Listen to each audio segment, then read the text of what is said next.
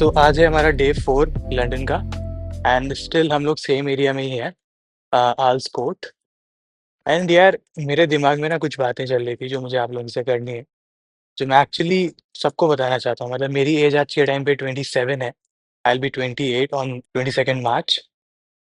तो यार लाइफ में ना एक्सपीरियंसेस से ऊपर कुछ नहीं है, ठीक है? जो ट्रैवलिंग आपको सिखा देगी, वो कोई और चीज़ नहीं सिखा सकती। आप भले ही कितने पैसे कमा लो, कुछ कर लो, उस पैसे का इस एज में बेस्ट यूज़ है कि यू स्टार्ट टू ट्रैवल, ठीक है? घर से बाहर निकलो, दुनिया देखो। हम लोग आज के टाइम पे ना बहुत डरते हैं कि क्या हो जाएगा, क्या नहीं हो जाएगा। यार मेरी लास्ट इंटरनेशनल ट्रिप थी Sri Lanka, Thailand and Malaysia and that was almost a year back. तो 1 साल से मैं भी सोच रहा था कि वीज़ा लगाऊँ, क्या करूँ, कहाँ जाऊँ? लेकिन यार फिर मैंने नवंबर में आके स्टेप लिया कि नहीं यार अब तो वीज़ा लगाना है, बहुत टाइम हो गया कहीं निकले हुए। जो चीज़ आप घूम के सीखते हो ना, अलग-अलग कल्चर्स को एक्सपीरियंस करना, अलग-अलग लोगों से मिलना, आप ये समझते हो कि एवरीथिंग इज़ नॉर्मल। जो चीज़ आपकी कंट्री में, आपके घर में, आपकी सोसाइटी में नॉर्मल नहीं है, वो किसी और कल्चर में, किसी और कंट्री में, किसी और जगह पे इतनी नॉर्मल होगी। एंड जो चीज़ आपके लिए इतनी नॉर्मल है, वो चीज़ हो सकता है किसी और के लिए इतनी नॉर्मल ना हो। तो ये सब चीज़ें आप तभी एक्सपीरियंस कर पाओगे, तभी जान पाओगे, जब आप ट्रैवल करना स्टार्ट करोगे। तब आप ये चीज़ समझोगे यार ठीक है, आप हर एक चीज़ एक्सेप्ट कर लोगे कि हाँ, चल तू ऐसा है, चलता है। दुनिया में कोई कुछ भी करता है, चलता है।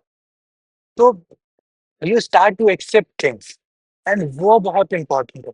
अलग-अलग पर्सपेक्टिव्स को एक्सेप्ट कर पाना, अलग-अलग चीज़ों को देख पाना, अलग-अलग नज़रिए बना पाना। ये बहुत इम्पोर्टेंट है लाइफ में।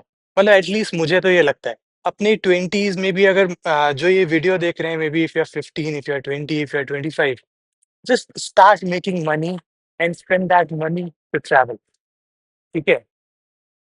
अगर तुम मुझे बड़ा भाई मानते हो, तुम मुझे छोटा भाई मानते हो, तुम मेरे बराबर के हो, कुछ भी हो, घूमो यार, घर से निकलो।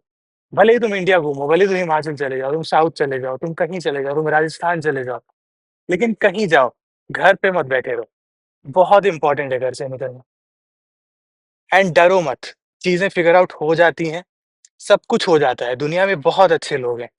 लंदन आने से पहले मैं इतना डर रहा था यार क्या होगा, कैसे मतलब बुकिंग्स कैसे होंगी, यहाँ पे हर एक चीज़ अलग है, मुझे कुछ पता नहीं है। लेकिन ठीक है यार 4 दिन हुए हैं, मैं भी यूज़्ड टू हो गया हूँ चीज़ों को लेके कि हाँ, ये लोग ऐसे हैं, यहाँ चीज़ें ऐसे वर्कआउट करती हैं। हाँ, 1-2 दिन प्रॉब्लम हुआ कि नहीं समझ में आई चीज़ें, थोड़ी बहुत चीज़ें फिगर आउट करने में टाइम लग गया, थोड़े बहुत पैसे इधर-उधर फालतू खर्च हो गए। सुना मैं पहले ये सोचता था, जब तक मैंने इंटरनेशनल ट्रैवल नहीं किया था, कि कितने लकी होते हैं वो लोग जिनको इंडिया से बाहर घूमने मिलता है।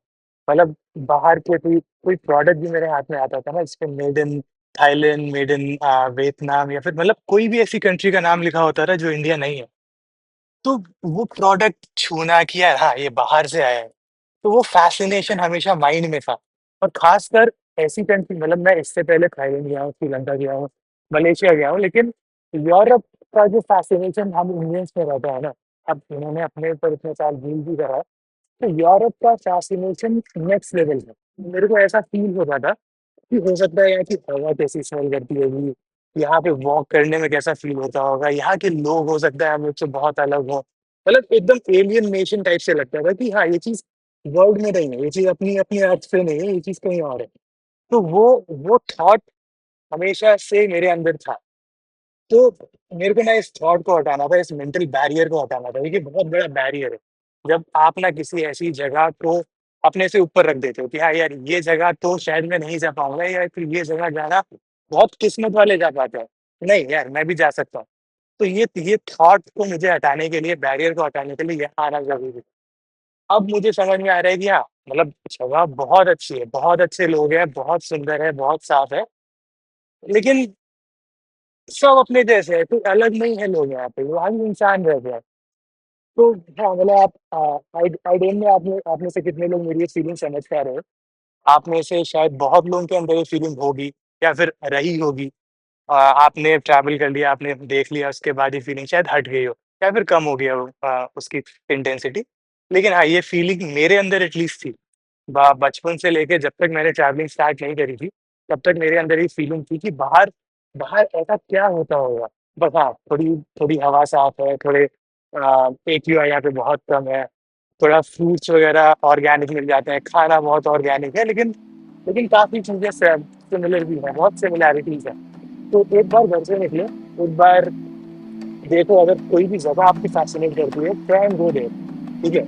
आप जब तक जाओगे नहीं, आप जब तक उस जगह का फर्स्ट टाइम एक्सपीरियंस नहीं करोगे, तो वो मेंटल बैरियर नहीं टूटते एंड वो बैरियर तोड़ना बहुत ज़रूरी है। वो barrier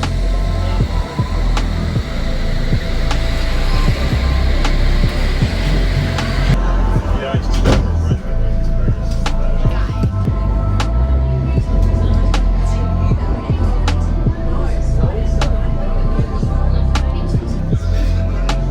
Visuals process is easy once you're deep into it. But if it's more convenient,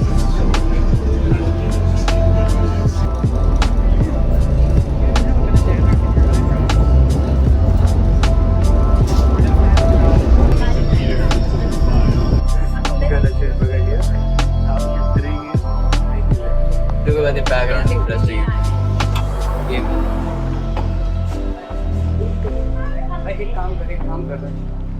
क्या सो अभी एक बहुत ही इंटरेस्टिंग चीज़ हुई हम लोगों के साथ। हम लोग आल्स कोर्ट से निकले थे नॉटिंग हिल जाने के लिए। हमने आल्स कोर्ट से गलत ट्रेन पकड़ी तो हम वेस्ट किंगस्टन पहुंच गए। अब यहाँ से एक और गलत ट्रेन पकड़ने के बाद हम कहीं और पहुंच गए थे। फिर वहां से हम वापस आए हैं। अब होपफुली हम कोई और गलत ट्रेन ना पकड़ लें और आल्स कोर्ट जाके फिर वहां से नॉटिंग हिल पहुंच पाए। तब तक होपफुली सनलाइट रहनी चाहिए, लेकिन यार यहाँ पे 4 बजे सनसेट हो जाता है और 2 ऑलरेडी बज चुका है और 3 बजे के बाद ना धूप चली जाती है। तो देखते हैं कैसे क्या होता है, अगर ये पूरे प्रोसेस में गलत ट्रेन पकड़ने के प्रोसेस में 1 डेढ़ घंटा चला गया।